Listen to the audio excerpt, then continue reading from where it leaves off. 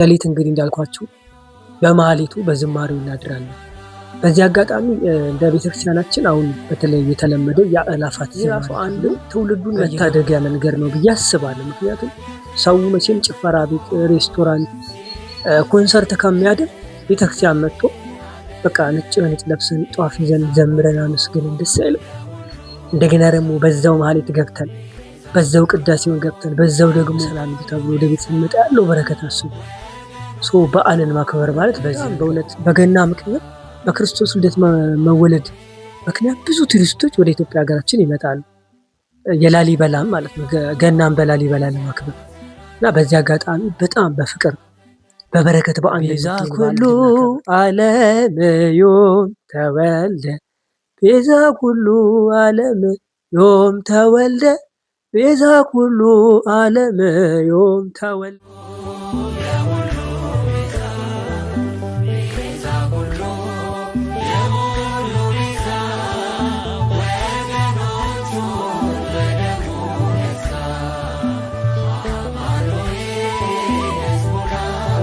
አደረሳችሁ ለማለት ወዳለው ለጌታችን ለመድኃኒታችን ለኢየሱስ ክርስቶስ የልደት በዓል በሰላም በጤና በፍቅር አደረሳችሁ።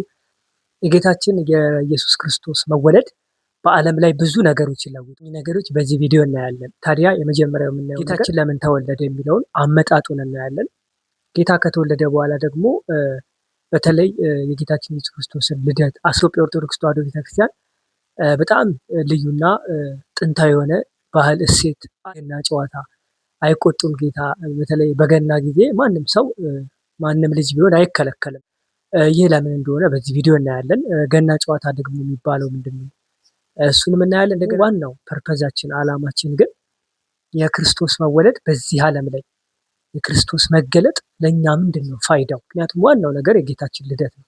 አሁን በጌታ ልደት አስተከው ሰዎች ብዙ ነገር ስለሚያደርጉ ያንን እንደ አስተያየትም እንሰጣለን። ወደ መጨረሻ አካባቢ ላይ በደንብ ተመልከቱ። በእውነት ወደ መጨረሻ የምናነሳቸው ሀሳቦች በጣም ገንቢና ለእናንተ ጠቃሚ እንደሆኑ ተስፋ አደርጋለሁ። ብዙዎቻችን የምናውቃቸው ነገር ግን የማናስተውላቸው ነገሮች አሉ። በተለይ በጌታ ልደት የተከናወኑ ተአምራቶችን እንደገና ደግሞ የእኛና የምዕራባውያኑ የበዓል አከባበር መለያየት እንደዛ ሆነ የሚለውን እንደገና ደግሞ በጌታ ልደት የተከናወኑ ተአምራቶች አሉ በጣም የሚያምሩ በጣም ዓለም ላይ የተቀየረ ነገር አለና እሱ ምንድን ነው የሚለውን ነገር በዚህ ቪዲዮ እናያለን። ከቆያችሁ በጣም ውብ ጊዜ ይኖረናል። የገና ልደትን አስመልክቶ የሰራሁላችሁ ይህን ቪዲዮ በእውነት እስከ መጨረሻ እንድትመለከቱ በእግዚአብሔር ስም ጋብዛለሁ።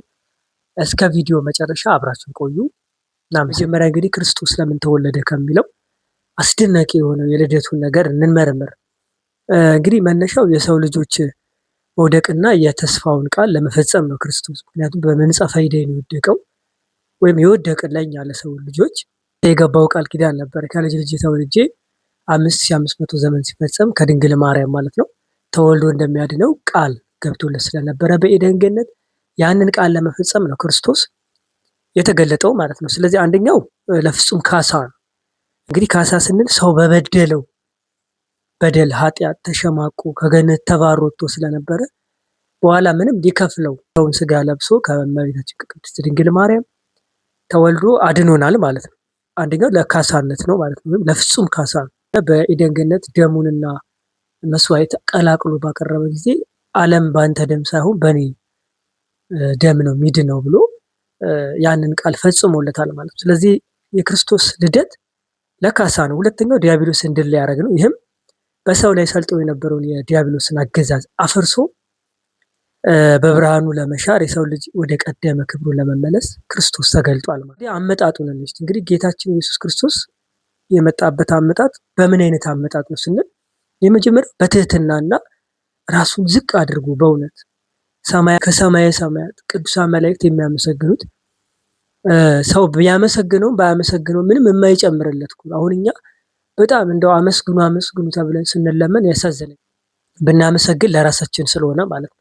ለእግዚአብሔር አንዲት ነገር የምንጨምርለት የለም። ግን ሰው ነንና የተፈጠርንበት ዓላማ ደግሞ ለምስጋና ነው። አይታችሁ ከሆነ ሰው እንዲያማር እኮ አልተፈጠረም። ዓለም ውጣ ውረድ ምኑ ሲያሰቃየው ሰው ልጅ ያማራል። በቃ በሆነው ባልሆነው ማለት በዚያ እናማራለን፣ በዚህና የበለጠ ከማስፋት ውጭ አማራጭ የለም። ስለዚህ ሰው ግን ለምስጋና ነው የተፈጠረው። እንዲሁም ቅዱስ ዳዊት ግሩምና ድንቅ አድርገህ ፈጥረኸኛል ያለው እኮ በቃ አፈጣጠሩ ለምስጋና እግዚአብሔርን ለማክበር ለማወደስ ክብሩን ለመውረስ የተፈጠረ የሰው ልጅ ብቻ።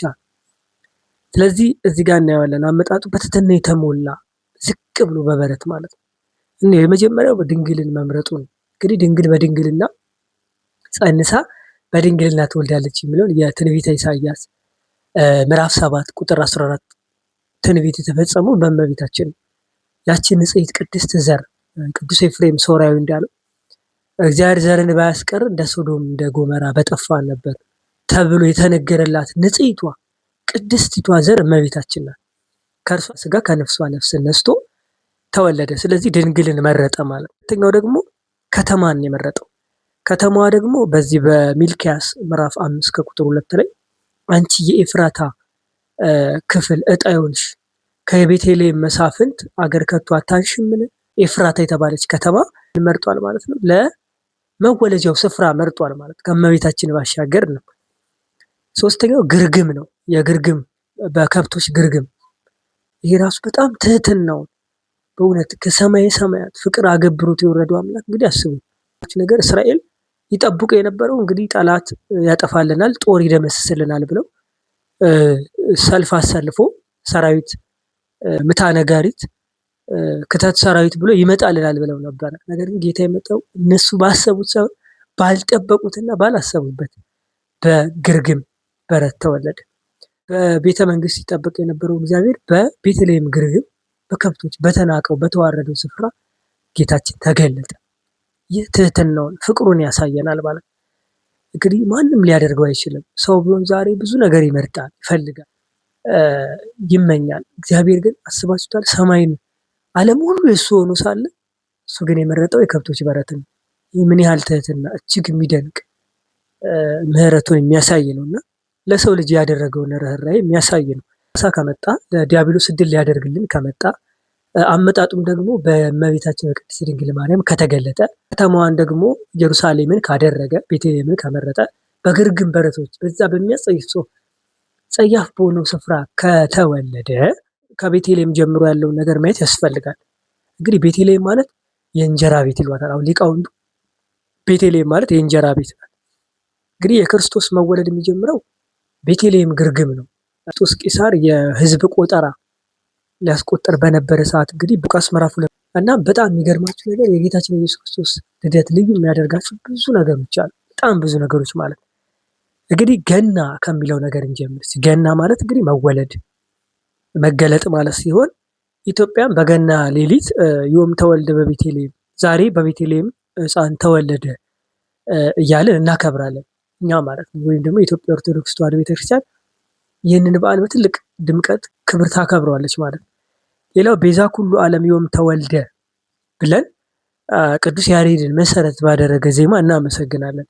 ከነበረበት ጨለማ የሞት ባርነት ነፃ የወጣበት ታላቅ የምስራች የሚያበስርበት ቀን በዓላችን ነው። አስታውሱ። እኛ ሜሪ ክርስመስ አንልም። አሁን ምዕራባውያኑ ሜሪ ክርስመስ እያሉ የስጦታ የተለያዩ ነገሮችን በመሰጣጣት ይህን በዓል ያሳልፋሉ። እኛ ቤተክርስቲያን ግን የምታከብረው በሌሊት በማህሌት በዝማሬ በቅዳሴ ነው። በጣም ልዩ የሚያደርገን ባህላችን ነው። ይህንን ኦርቶዶክሳውያን መለየት ያስፈልጋል። የሚገርማችሁ ነገር ልዩነቱ የዘመን ማቆጣጠር አለው። አሁን እነሱ ዲሴምበር 25 ሲያከብሩ እኛ ታህሳስ 29 እናከብራለን። ይሄ ልዩነታችን ነው ማለት ነው። እነሱ ስጦታ ይሰጣጣሉ፣ የተለያዩ የቸኮሌት የተለያየ በቃ ስጦታ በመሰጣጣት ይህን በዓል የሚያሳልፉት ጥሩ ነው ማለት መልካም ነገር በመስራት ከሆነ ግን የኛ ኢትዮጵያውያን ደግሞ ልዩ የሚያደርገን ባህላችን፣ እሴታችን፣ ትውፊታችን የሚለን ነገር አለ ማለት እኛ የምናከብረው በቤተክርስቲያን ሌሊት በመሄድ አዳር አድረን ከሊቃውንቱ ጋራ ክርስቶስ የተወለደበትን ቅዱስ ያሬድ የሰራውን ዜማ መሰረት አድርገን እንዘምራለን፣ እናመሰግናለን። በዓል አከባበራችን ይሄ ነው እና ልዩ የሚያደርገን ነገር ይሄ ነው። እኛ ሜሪ ክርስመስን ወይም ሳንታ ክላውዝን ቤታችን ዛፍ ሰቅለን አይደለም የምናከብረው። ይሄ በእውነት ኢትዮጵያውያን ልናስብበት፣ ገና በመጣ ቁጥር ዛፍ እያወረድን የምንሰቅል ሰዎች ተሳስተናል። የጣዖት ነው ዛፍ አይደል። ክርስቶስ የተወለደው በዛፍ ስር አይደለም፣ በግርግም በቤተልሔም። ስለዚህ የኛ ቤተልሔማችን ደግሞ ቅድስት ቤተክርስቲያናችን ናት። ሄደን ከአባቶቻችን ከሊቃውንቱ ጋራ በማህሌቱ፣ በውዳሴው፣ በዝማሬው ደግሞ በኪዳን በጸሎቱ በቅዳሴው አድረን ጠዋት በበረከት ቤታችን እንሄዳለን። እኔ በጣም የሚገርመኝ በዚህ አጋጣሚ አንዳንድ ሰዎች ኮንሰርት ብለው የገና ልደት ይምጣ፣ ፋሲካ በዓል ይምጣ፣ ጥምቀት ምክንያት አድርገው በቃ የጥምቀትን በዓል ምክንያት በማድረግ ታላቅ ባዛር ይላሉ። እንደገና ደግሞ የልደትን በዓል ምክንያት በማድረግ ታላቅ ኮንሰርት በሚሊኒየም አዳራሽ ይባላል። ይህ ስህተት ነው። ካልተናገርን ማለት እኛ ካላወቅን ካላስተካከልነው ማንም አያስተካክልንም። ባለቤቱን ካልናቁ አጥሩን አይነቀንቁ አይደል? ስለዚህ ውድ ኦርቶዶክሳውያን እምነታችንን በደንብ ልናቅ፣ እንደገና ደግሞ ባህል የሚባል ነገርም አለ። ባህል፣ እሴት አይደለ? ትውፊት፣ እነኚህ ነገሮች በቀጣይ ሌላ ቪዲዮ አመጣለሁ፣ ግን ማወቅና መረዳት ስላለብን ማለት። ስለዚህ የኛ አከባበራችን ይሄ ነው። ሌላው በዓሉ የሚከበረው በንጉስ ላሊበላ የልደት ቀን መሆኑ በጣም እጥፍ ድርብ ያደርገዋል። ምክንያቱም በላሊበላ አይታችሁ ከሆነ ውቅር አብያተ ክርስቲያናት እንግዲህ አሉ። በጣም ቤተ መድኃኔዓለም፣ ቤተ ጊዮርጊስ፣ ቤተ ማርያም እየተባሉ የሚጠሩ በጣም ብዙ አሉ። እነኚህ ቤተ ክርስቲያን ጫፍ ላይ ማለትም የላሊበላ ዙሪያውን ከበው አባቶቻችን ሌሊት ጧፍ ይበራል፣ ቤዛ ኩሉ እየተባለ ኩብ እያዘመሙ ማለት እንደሚያምር ማታ ብታዩ በጣም የሚያምር ክብረ በዓላት። በምን ካላችሁ በቃ እግዚአብሔር አምላክ የነጻነት በዓል ነው። የልደት በዓል ሲባል እንግዲህ እንዳልኳችሁ ነጻነት፣ ፍቅር፣ ሰላም፣ ደስታ፣ በረከት የተወጣነበት የተገለጠበት ስለሆነ በዓሉን በካህናት ዝማሬ እንደገና ደግሞ በሺዎች የሚቆጠሩ ሊቃውንተ ቤተክርስቲያን ከበው የሚያከብሩበት በዚህ ቀን እኛም አብረን ልናከብር ይገባል። ከዓለም ዙሪያ ደግሞ የሚመጡ ቱሪስቶች አሉ። አንድም የገቢ ምንጫችን ስለሆነ ይህንንም አብረው በጋራ ጋቢ ለብሶ ጧፍ እየተበራ ሻማ እየተበራ እንዴት እንደሚያምር ያን የመሰለ በዓላችንን በላሊበላ ይከበራል። እንግዲህ ላሊበላ ስትነሳ ገናን ስናነሳ ላሊበላን አለማንሳት በጣም ስለሚያስቸግር ነው። ሌላው ደግሞ በጣም የሚገርማችሁ ነገር የገና ጨዋታ ይባላል። እንግዲህ በገና ጨዋታ አይቆጡም ጌታ ተብሎ በሀገራችን ብሂል እንደሚነገረው በገና ምንም የሚከለከል ልጅ የለም፣ ሕፃን የለም። አይታችሁ ከሆነ በቡሄ በዓል ምንም ልጅ እንደማይከለከለው ገናም ሁሉም ሰው ለጨዋታ ለዝማሬ ቤተሰቦቻቸው ልጆቻቸውን ወደ ቤተክርስቲያን ይልካሉ። ይህ በጣም ደስ የሚያሰኝ ነው እና ሌሊት እንግዲህ እንዳልኳችሁ በማህሌቱ በዝማሬው እናድራለን። በዚህ አጋጣሚ እንደ ቤተክርስቲያናችን አሁን በተለይ የተለመደው የአእላፋት ዝማሬ ተብሎ በየደብሩ ይዘጋጃል። ይህ ራሱ አንድም ትውልዱን መታደጊያ መንገድ ነው ብዬ አስባለሁ። ምክንያቱም ሰው መቼም ጭፈራ ቤት፣ ሬስቶራንት፣ ኮንሰርት ከሚያድር ቤተክርስቲያን መጥቶ በቃ ነጭ በነጭ ለብሰን ጧፍ ይዘን ዘምረን አመስግነን ደስ አይልም? እንደገና ደግሞ በዛው ማህሌት ገብተን በዛው ቅዳሴውን ገብተን በዛው ደግሞ በሰላም ሂዱ ተብሎ ወደ ቤት ስንመጣ ያለው በረከት አስቡ። በዓልን ማክበር ማለት በዚህ መንገድ ነው። ሌላው ጌታ በተወለደ ጊዜ እረኞች የምስራቹን ቃል በሰሙ ጊዜ በትሮቻቸውን በማጋጨት በደስታ የዘመሩበት በዓል ምክንያት በማድረግ ነው። የገና ጨዋታ የሚባለው ያ ነው። ሩር የምትባል አለች። በእሷ እንግዲህ በተለያዩ የሀገሪቱ ክፍል ይከበራል ማለት ነው እና ጠዋት ጀምረው በነገራችን ላይ የገና ጨዋታ የሚባለው የራሱ ሕግ ስርዓት አለው። በጣም የሚገርም ነው። የራሱ ሕግ አለው። የጨዋታ ስነስርዓት አለው። ባህላዊ ጨዋታ ስለሆነ ሊጠበቅ ይገባዋልና ሌላው በጌታ መወለድ የተደረጉ ድንቅ ተአምራት ጌታ ሲነሳ የተደረጉት እንትኖች ተአምራቶች እንዳሉ ሁሉ አስቀድመን እንግዲህ ያው የልደቱን ስለሆነ የምናወራው ጌታም ሲወለድ የተፈጸመ በጣም አስደናቂ እንዲሁም በጣም የሚያስገርም በጣም በቃ የሚያስገርም የመጀመሪያውን የኮከቡ መታየት ነው። እንግዲህ የኮከብ በጣም የሚገርማችሁ ነገር እንደ ሌላው ጊዜ ኮከብ አይደለም። ሰባ ሰገል ጋር አብሮ ይሄዳል። እነሱ ሲቆሙ ይቆማል። እንደገና ደግሞ ከሰማይ ዝቅ ብሎ ነው የሚሄደው። እንደገና ደግሞ በቀንም በሌሊትም የሚያበራ ኮከብ ቤተልሔም አካባቢ ሲደርሱ ማለትም በኮከብ እየተመሩ ስለነበረ እዛ ጋር ሲደርስ ሰግዶ ነው የጠፋው እና ይህ በጣም አባቶቻችን ይናገራል። በጣም ኮከቡ ራሱ እንደ ሌላኛው ጊዜ ኮከብ አይደለም፣ ይለያል። ወይም ሊቃውንተ ቤተክርስቲያን ምን ይላሉ? መልአኩ ነው ማለት ከመላእክት አንዱ እንደሆነ ይነገርለታል ይህ ኮከብ ማለት ነው። ሁለተኛው ደግሞ የሰብአ ሰገል ስጦታ ነው። ሰብአ ሰገል እንግዲህ ለጌታችን ለኢየሱስ ክርስቶስ ለሕፃኑ በቤተልሔም ግርግም ተገኝተው ስጦታ ሰጥተዋል። ይህም ስጦታ እንግዲህ ከአዳም ጀምሮ ሲወርድ ሲዋረድ መጥቶ እነኚህ ሰብአ ሰገል ጋር ደርሶ የወርቅ ዕጣን ከርቤን ያቀረቡት እንግዲህ ወርቅ ለንግስናው ነው። ዕጣን ለክህነቱ ነው፣ ከርቤ ለሞቱ ነው። ስጦታዎች ለንጉሠ ነገሥትነቱ፣ እንደገና ደግሞ ለአምላክነቱ፣ ለሞቱ ወይም ለካሳ ደግሞ ከርቤ ያቀርበዋል። ሶስተኛው የድንግል ማርያም ያለ ህመም ያለ ምጥ መውለዷ ነው። በጣም በቃ የሚያስደንቅ ነው። መቼም ያለ ምጥ የምትወልድ ሴት ስለሌለ፣ ያለ ምጥ ብቻ አይደለም ያለ ህማም የወለደች ሴት አናውቅም። በጣም የሚገርማችሁ ነገር በህማም በጭንቅ በጻር የወለዱ ናቸው። ምክንያቱም ለሔዋን የተነገራት ያ ነው፣ በጭንቅ በህማም በጋር እንደምትወልድ።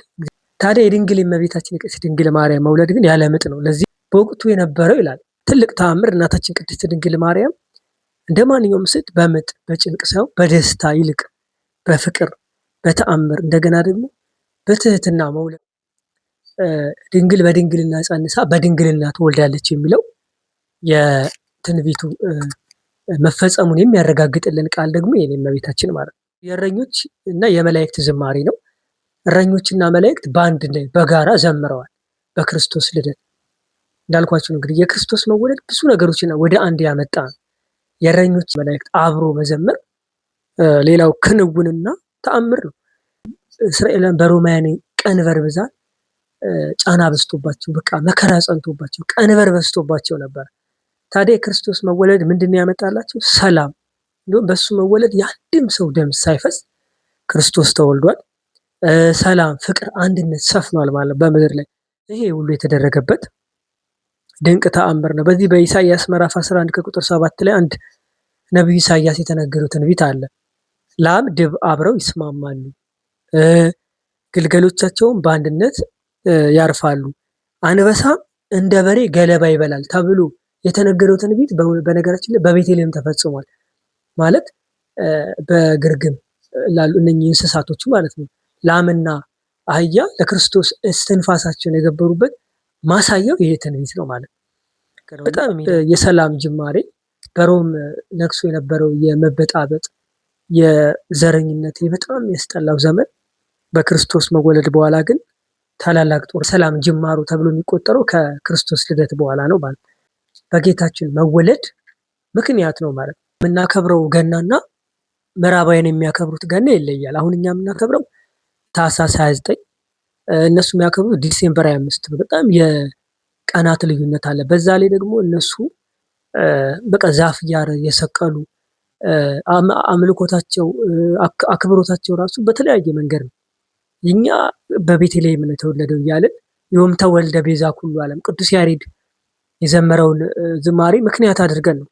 በነገራችን ላይ ቤተክርስቲያናችን ልዩ የሚያደርጋት ነገር ልንገራ። አንደኛ የቅዱስ ያሬድ ዮም ተወልደ ቤዛ ኩሉ ዓለም የዓለም መድኃኒት እነሆ ዛሬ ተወለደ የሚለውን ሊቃውንቱ እያነሱ በጣም ያመሰግናል። ዓለም ዮም ተወልደ ቤዛ ኩሉ ዓለም ዮም ተወልደ ቤዛ ኩሉ ዓለም ዮም ተወልደ።